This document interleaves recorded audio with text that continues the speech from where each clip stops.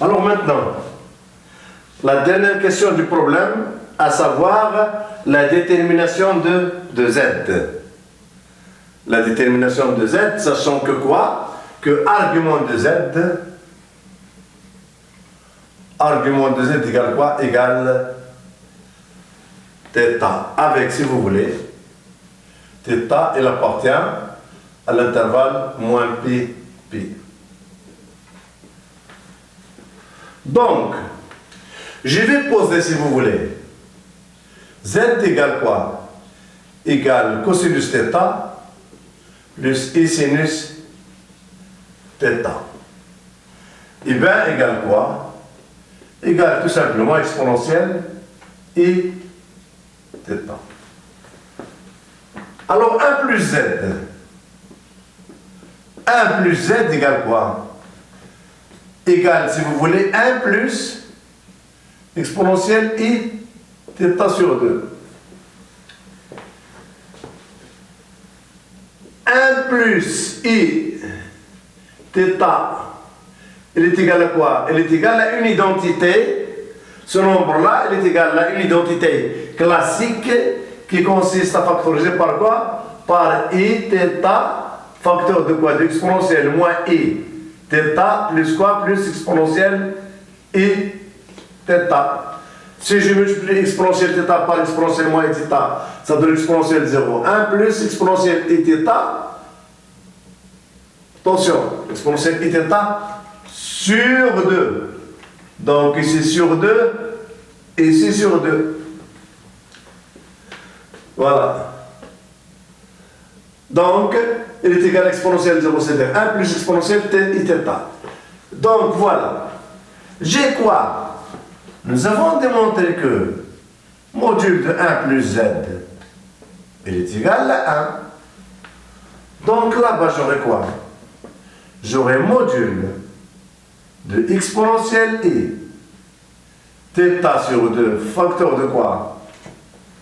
De exponentielle moins θ sur 2 plus moins exponentielle θ sur 2 plus exponentielle θ sur 2, et bien ça donne 2 fois cosinus de quoi? De θ sur 2. Alors, en module égale quoi? Égale 2 fois valeur absolue de cosinus θ sur 2 multiplié par module de exponentielle I θ sur 2.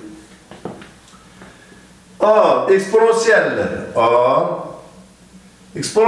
I θ sur 2 en module, elle est égale à quoi? Elle est égale à 1. Donc, il reste quoi? Il reste 2 fois valeur absolue de cosinus. θ sur 2 égale quoi? Égale 1. Donc, ça voudra dire quoi? Ça voudra dire valeur absolue de cosinus θ sur 2. Il est égal à quoi? Il est égal à 1 demi. θ appartient à l'intervalle moins pi, pi, donc θ sur 2 appartient à l'intervalle moins pi, pi. Eh bien,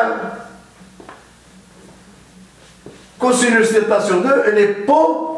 Alors attention, moins pi demi, attention. Moins pi demi, donc ça voudra dire quoi? Ça voudra dire cosinus de θ sur 2, elle est supérieure ou égale à 0. Donc j'obtiens en valeur absolue quoi? Cosinus θ sur 2 égale quoi? Égale 1 demi si vous voulez, égale quoi? Égale pi sur 3. Le nombre ayant pour cosinus 1 demi et qui se trouve dans moins pi demi, ben c'est tout simplement quoi? Pi sur 3, parce que c'est positif. Donc le premier cadran. Donc j'aurai ici, si vous voulez, θ sur 2 est égal à pi sur 3. Donc ça voudra dire quoi? Ça voudra dire θ égale 2pi sur 3. Donc Z, si vous voulez, Z égale cosinus θ égale cosinus 2π sur 3 plus quoi? Plus I sinus 2π sur 3. Et bien égale tout simplement moins 1,5 plus I racine de 3 sur 2. Et voilà l'écriture de quoi? De Z.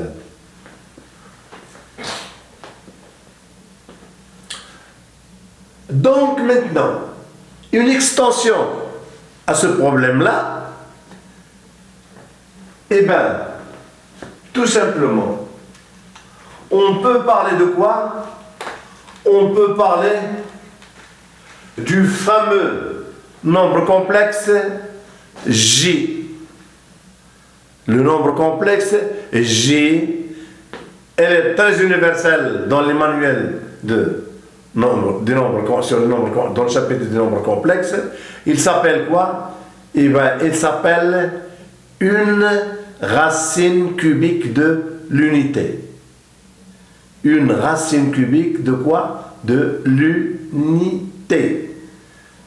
Pourquoi? Eh bien, c'est tout simplement Z ou bien U, si vous voulez U, égale quoi? Eh bien, U égale moins 1,5 plus I racine de 3 sur quoi? Sur 2. Eh bien, ce nombre complexe est là pour module 1 et argument quoi? Argument un nombre complexe, à savoir 2π sur 3. 2π sur 3. Et bien ce nombre-là, c'est tout simplement quoi? C'est tout simplement, c'est le nombre J. Il s'appelle J. C'est une racine cubique de l'unité. Maintenant V. V, c'est tout simplement quoi? C'est le conjugué de U. Et encore V, il s'appelle encore quoi? Il s'appelle quoi? Eh bien, il s'appelle tout simplement conjugué de J. Conjugué de quoi? De J. Eh bien, conjugué de J, c'est quoi? En calculant J carré, on trouvera que quoi?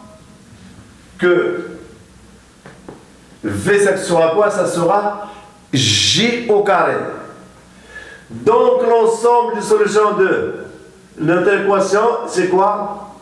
C'est quoi? C'est quoi? C'est J. Et c'est G au carré. Alors, G au carré, ce sont des racines cubiques de l'unité. Que signifie racine cubique de l'unité? Eh bien, ce sont les solutions de quoi? Ce sont les solutions de quoi? De Z au cube égale 1.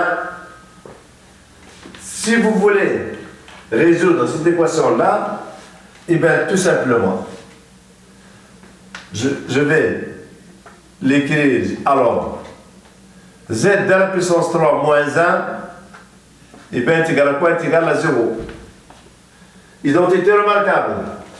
Donc, si ici le mot c'est quoi? Z moins 1, facteur de Z au carré, plus Z plus 1 égale quoi? Égale 0. Un produit de deux facteurs est nul dans l'ensemble des nombres complexés si seulement si l'un au moins de ces facteurs est nul. Donc j'aurai, si vous voulez, j'aurai Z égale 1 ou bien Z au carré plus Z plus 1 égale quoi? Égale 0. Ah, Z carré plus Z plus 1 égale 0, c'est tout simplement l'équation T de Z égale 0. Donc, les racines cubiques de l'unité, eh bien, sont H, ils sont au nombre de 3. Eh bien, il y a 1, il y a J, et il y a J bar, c'est-à-dire G au carré.